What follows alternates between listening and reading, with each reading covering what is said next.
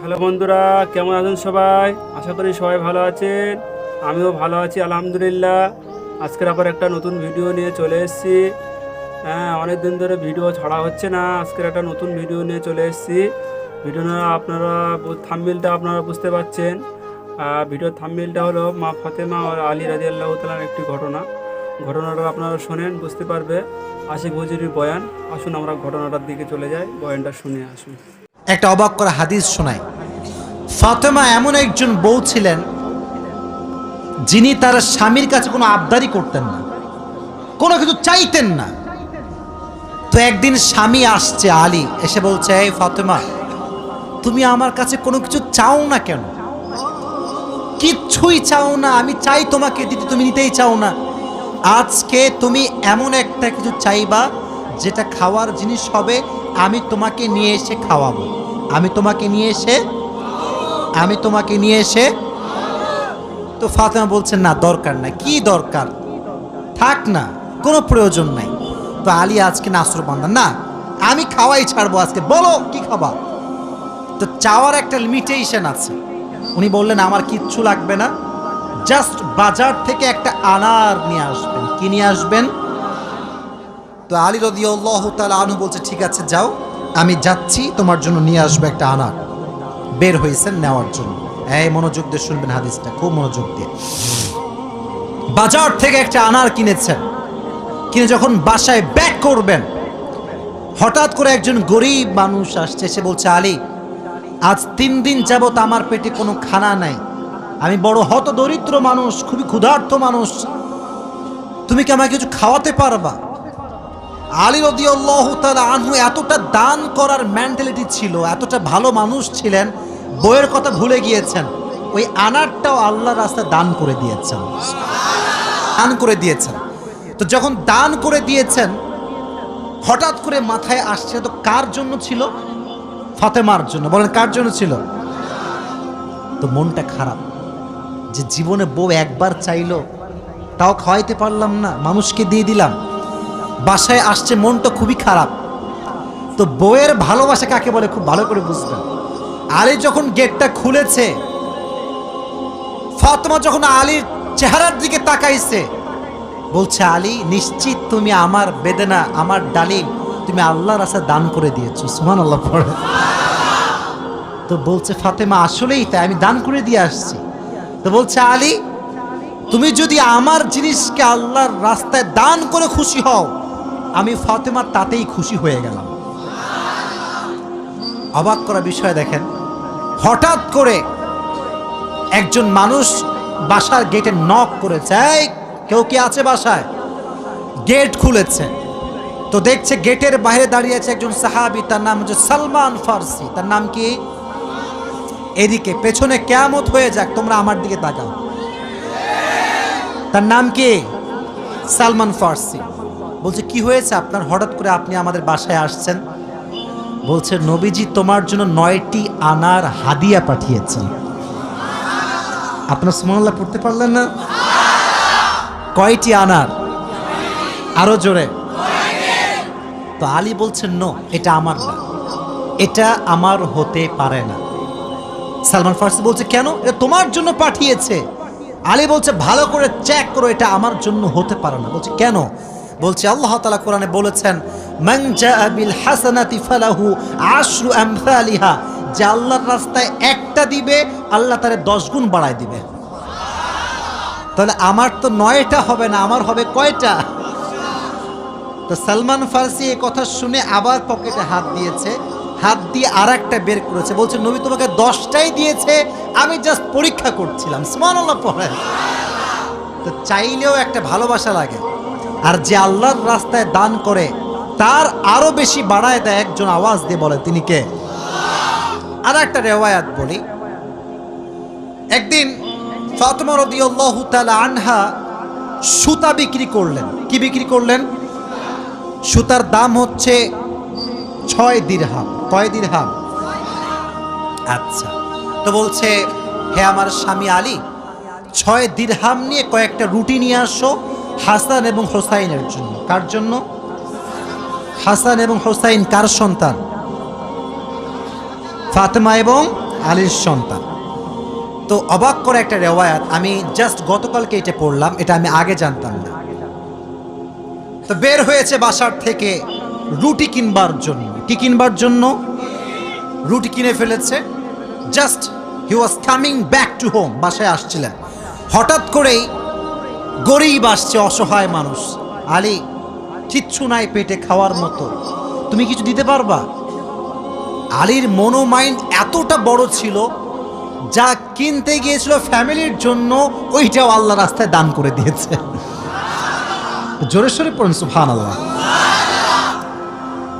সন্তানের জন্য খাবার আপনি কিনেছেন, কিন্তু দান করে দিয়েছেন, কিন্তু ভেতরে একটা কষ্ট আছে না নাই? যখন ফিরে আসবেন, হঠাৎ করে একজন লোক আসছে, এসে বলছে, আলী তুমি কি এই উটটা কিনবা? উট? বলেন কি? তো আলী বলছে, না ভাই, টাকা পয়সা নাই, কেনা সম্ভব না। তো বলছে, তোমাকে আমি এইটা এখন দিচ্ছি, তোমার যখন বিক্রি করার সুযোগ হবে তখন বিক্রি করবা, তোমার লাভ তুমি রাখবা, আর আমারটা আমাকে দিলেই হবে। তো আলী বলছে, ঠিক আছে দাও। জাস্ট উটটা নিয়েছে, উট নিয়ে বাসায় ব্যাক করবে, আবার আরেকজন আসছে, বলছে, ভাই এর দাম কত নেবেন বলেন? বলছে, ভাই আপনি দাম বলেন। যে উটের দাম হোক 200 দিরহাম, ওই লোক আগেই বলছে, আমি এটাকে তোমার কাছ থেকে 300 দিরহাম দিয়ে ক্রয় করে নেব। নিয়ে নিয়েছে উট। তাহলে আগে ছিল মাত্র কয় দিরহাম, এখন তিনি কয় দিরহামের মালিক হয়ে গেলেন? সুবহানাল্লাহ পড়তে পারলেন না? এখন এই যে 300 দিরহামের মালিক যাকে দিবে, লভ্যাংশ খুঁজে পায় না। কই গেল লোকটা? লোক আর খুঁজে পায় না, না পেয়ে বাসায় আসছে। যখন গেট খুলেছে, গেট খুলেই দেখছে নবীজি তার বাসার ভেতরে বসে আছে। বলছে, আলী আজকের ঘটনা তুমি বলবা নাকি আমি বলবো? বলছে, নবী আপনিই বলেন। বলছে, তোমার কাছে সর্বপ্রথম যিনি উট বিক্রি করেছিলেন তিনি আর কেউ নন, তিনি হচ্ছেন জিবরাইল। আর যিনি ক্রয় করেছেন 300 দিরহাম দিয়ে, সে কোনো মানুষ নয়, তিনি হচ্ছেন ইসরাফিল।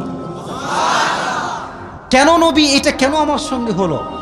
বল, তুমি যে নিজে না খেয়ে মানুষকে খাওয়াইছো, এটা আল্লাহর কাছে বড্ড ভালো লেগেছে। তো আল্লাহ তোমার এত বেশি বাড়ায় দিয়েছে যে তুমি কল্পনাই করতে পারো না। সুবহানাল্লাহ পড়েন। হাদিস শোনেন। হঠাৎ করে একদিন আলী এবং ফাতেমার ঘরে এতটা অভাব, ভাত নাই, চাল নাই, ডাল নাই, কিচ্ছু নাই, একেবারে 3 দিন যাবত না খাওয়া। কয়দিন? এটাই কম মনে হচ্ছে আপনার কাছে? কম না বেশি খাওয়া? এবার আলী রাদিয়াল্লাহু তাআলা আনহু বাধ্য হয়ে গিয়েছেন, আর পারছেন না। বলছে, ফাতেমা যাও, বাবার কাছে যাও, বলো আব্বাজান বাসাতে খাবার মতো কিছু নাই, আপনার কাছে কিছু হবে খাওয়ার মতো? আহা! ফাতেমা যখন ঘরে আসছেন, নবীজি ঘর খুলে দিয়েছেন। দেখেন বাবা এবং মেয়ের ভালোবাসা কত সুন্দর। ফাতেমা বলেন নাই যে আব্বাজান কিছু লাগবে। যখন গেট খুলেছে, মেয়ের চেহারা দেখেছে, আব্বা বুঝে গিয়েছে মেয়েটা আমার ক্ষুধার্ত হয়ে আমার কাছে এসেছে। সুবহানাল্লাহ পড়ে ডাক দিয়ে বলছে, ফাতেমা তোমার অবস্থা কি বলো, কি হয়েছে তোমার? ফাতেমা রাদিয়াল্লাহু তাআলা আনহা ডাক দিয়ে বলছে, আব্বাজান আজ 3 দিন যাবত আমাদের বাসায় কোনো ভাত নাই, ডাল নাই, চাল নাই, গোস্ত নাই, কিচ্ছু নাই। আমি আপনার কাছে একজন ক্ষুধার্ত নারী হয়ে এসেছি কিছু নেওয়ার জন্য। তো নবীজি বলছেন, এই যুবকেরা এদিকে তাকাও। বলছে, ফাতেমা আমার কাছে 5টা বকরি আছে, 5টা দোয়া আছে। 5টা বকরিও আছে, 5টা ধামরাটের ভাইরা, 5টা দোয়া আছে, 5টা বকরি আছে। তুমি কোনটা নিতে চাও? Which one you want select? তো ফাতেমা বলছে, নবী হে আমার বকরি লাগবে না, আমাকে দোয়া শিখাই দিলেই হবে। পরীক্ষায় পাস। দোয়াটা আমার সঙ্গে সবাই পড়েন, সকলে আমার চোখে চোখ রাখেন, সবাই পড়েন, ইয়া আউয়ালাল আউয়ালিন, ইয়া আখিরাল আখিরিন, ইয়া যাল কুওয়াতিল মাতিন, ইয়া রাহিমাল মাসাকিন, ইয়া আরহামার রাহিমিন।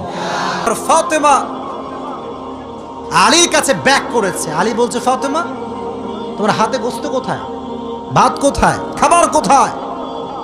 তোমার হাত তো খালি, কোথায় আমার খাবার? তুমি তো খালি হাতে ফিরে এসেছো। বলছে, আলী আমার হাত খালি না, আমার হাত ভরপুর আছে। বলছে কিভাবে?